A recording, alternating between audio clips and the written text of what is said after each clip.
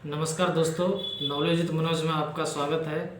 दोस्तों, आज हम लोग बात करेंगे रेलवे में जॉब पाने के लिए तैयारी कैसे करें और शैक्षणिक योग्यता इसमें क्या क्या है और रेलवे के जॉब के फ़ायदे और रेलवे से जुड़ी तमाम बातों पर हम लोग चर्चा करेंगे। दोस्तों, सबसे पहले हम बात करें, रेलवे में कई तरह के पोस्ट आते हैं जिसमें टेक्निकल, नॉन टेक्निकल पोस्ट हैं।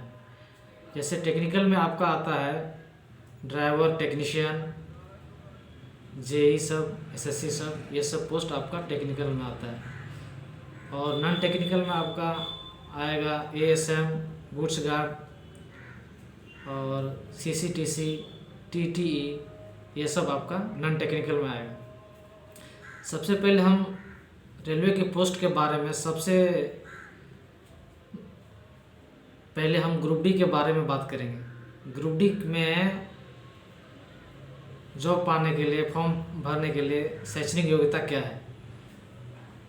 दोस्तों, ग्रुप डी में देखिए, पहले था कि सिर्फ 10 पास वाले भर सकते हैं, लेकिन इस बार संभावना है, क्योंकि ये सूचना बहुत पहले ही दे दिया गया है कि रेलवे में ग्रुप डी के लिए आईटीआई लागू करेगा।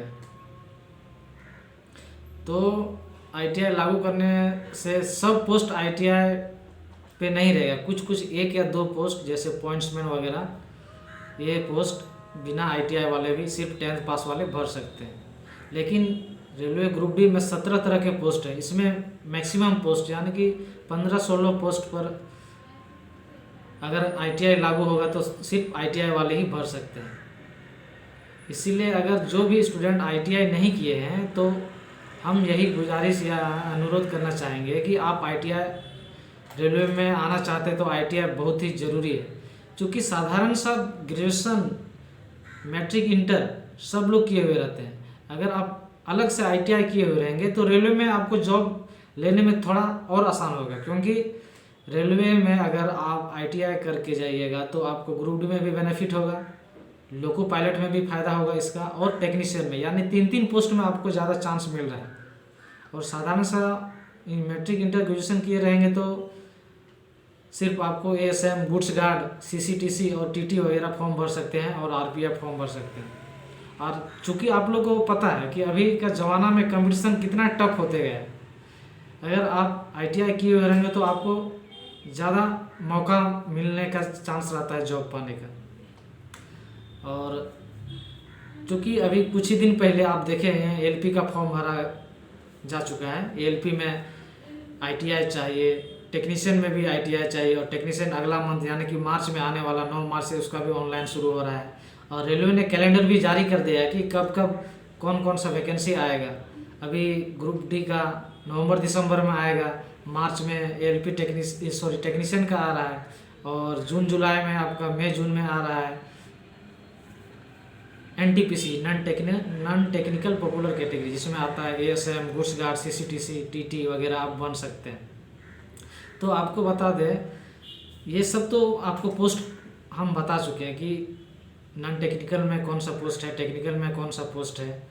तो रेलवे में यही सब पोस्ट अधिकतर आता है। ग्रुप डी आता है, एलपी टेक्नीशियन आता है, एनटीपीसी आता है। एनटीपीसी के थ्रू ही जूनियर कलर वगैरह सब कुछ उसमें ही, और सीनियर कलर कम टाइपिस्ट वगैरह का सब पोस्ट आ जाता है। यानी कि स्पेशल आपको बता दें, रेलवे में यही सब चीज़ सबसे इम्पोर्टेंट पोस्ट है। यानी कि आपको बता दें, group D, LP technician, NTPC और आरपीएफ, ये पोस्ट ही अधिकतर हम लोग को देखने को मिलता है। कुछ ऐसे जैसे आपको बता दें मिनिस्ट्रियल कैटेगरी, वो सब टाइपिंग वाला पोस्ट है और बहुत कम रहता है, इसमें शॉर्ट हैंड वगैरह रहता है, वो सब पोस्ट में उतना लोग ध्यान नहीं देते हैं। तो आपको बता दें, सिर्फ ग्रुप डी, एलपी टेक्नीशियन और एनटीपीसी और आरपीएफ। इसीलिए आपको बता दें, सबसे पहले आप जो भी नए विद्यार्थी हैं, यानी कि जो इंटर पास किए हुए हैं, आप आईटीआई भी कर सकते हैं। साथ ही साथ आपको मैथ, रीजनिंग और जीके जीएस एक अच्छा टीचर से पढ़ लेना चाहिए। तीनों चीज़, मैथ, रीजनिंग, जीके जीएस, क्योंकि आपका ये सब चीज़ मजबूत नहीं रहेगा तो आपका कंपटीशन नहीं निकलेगा। क्योंकि आज के ज़माना में लोग बहुत ज़्यादा कंपटीशन इतना बढ़ गया, और मोबाइल का ज़माना आ गया, डिजिटल ज़माना आ गया। लोग, बहुत सारे लोग ऑफलाइन भी तैयारी कर चुके हैं, लेकिन अभी ऑनलाइन भी बहुत पढ़ाई कर रहे हैं। इसीलिए आप जितना रफ्तार से अभी दुनिया में, यानी कि अभी लोग जितना रफ्तार से पढ़ रहे हैं, आपको भी उतना रफ्तार से तैयारी करना बहुत ज़रूरी है। क्योंकि अगर आप उस रफ्तार में नहीं रहिएगा तो आप रेस कहाँ से जीत पाइएगा। इसीलिए आपको सबसे पहले मैथ, रीजनिंग, जीके, जीएस पर फोकस करना ज़रूरी है। क्योंकि रेलवे में इंग्लिश वगैरह तो पूछता नहीं है। अगर ये सारा चीज़ आपका स्ट्रांग है तो श्योर आपका एग्ज़ाम निकल जाएगा।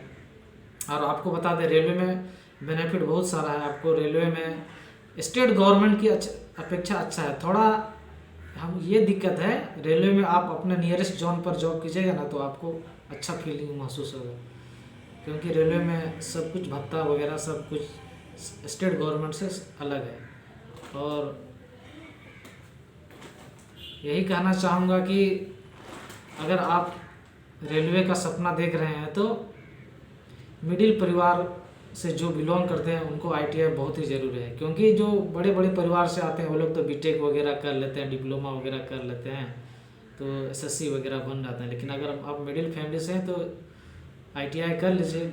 आईटीआई करने से आपको सिर्फ रेलवे में नहीं, बहुत सारा में डीआरडीओ, एनटीपीसी, सेल, भेल, गेल और बहुत सारा वैसा गवर्नमेंट ये है, अथॉरिटी है, यानी कि गवर्नमेंट बहुत सारा कंपनी है, उसमें आपको मौका मिल सकता है अभी का ज़माना में। इसीलिए अगर आप कुछ नहीं कर रहे हैं तो आईटीआई कर लीजिए और रेलवे में आने के लिए मैथ, रीजनिंग, जीके, जीएस तैयारी कर लीजिए। क्योंकि आपका तो मैट्रिक के साथ इंटर भी आप ज़रूर कंप्लीट कर लिए होंगे और ग्रेजुएशन भी आप कर ही रहे होंगे, तो कोई दिक्कत नहीं, ग्रेजुएशन भी पूरा हो जाएगा, आपका आईटीआई भी पूरा हो जाएगा, तो रेलवे में आने के लिए आपका ज़्यादा संभावना होगा।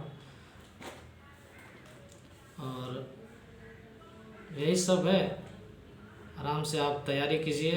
क्योंकि आप प्रत्येक साल वैकेंसी आएगा रेलवे में, अगर आप जॉब ले लीजिएगा तो फिर आप इंडियन रेलवे का एक नया सदस्य बन के अपने रेलवे को सेवा दीजिएगा। Thanks for watching.